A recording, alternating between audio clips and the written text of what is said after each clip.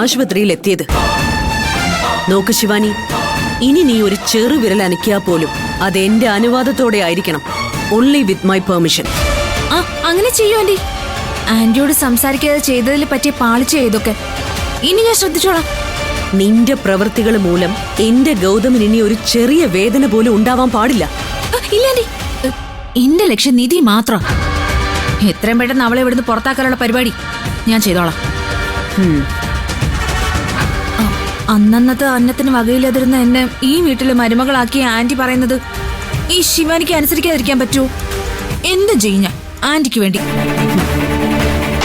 Anti നോക്കിക്കോ, ഗൗതമിനെ കളഞ്ഞിട്ട് നിധി ഇവിടുന്ന് ഓടി രക്ഷപ്പെടും. അതിനി അധിക സമയമൊന്നുമില്ല. വേണ്ട, ധൃതി കാണിക്കണ്ട. എല്ലാം ഒന്ന് ശാന്തമാവട്ടെ. ഇനി എന്തെങ്കിലും പ്ലാൻ ചെയ്യുന്നത് അതൊക്കെ കഴിഞ്ഞു മതി.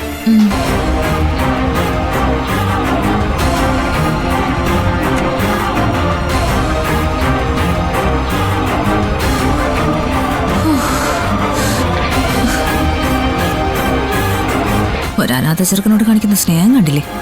നിങ്ങൾ എന്ത് വേണേലും പറഞ്ഞു വസുന്ധരെ, പക്ഷെ എന്റെ ടാർഗറ്റ് രണ്ടുപേരുവാ, ഗൗതവും നിധി. അതിൽ പ്രയോറിറ്റി ഗൗതമിന്.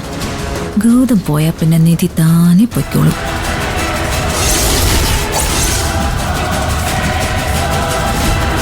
ഓ സോറി, വിളിച്ച് പറയാനായിട്ട് പറ്റിയില്ല. അതെ അതെ അതെ, കുഴപ്പമൊന്നുമില്ല. ഏട്ടനെ കൊണ്ട് അവരിപ്പം ഇങ്ങ് വരും.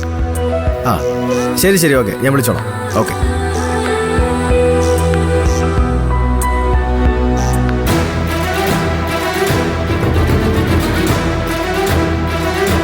ചേട്ടൻ തിരിച്ചു വരുന്നു എന്നറിഞ്ഞ് പ്രണവങ്ങ് തുള്ളിച്ചാടാണെന്ന് തോന്നല്ലോ.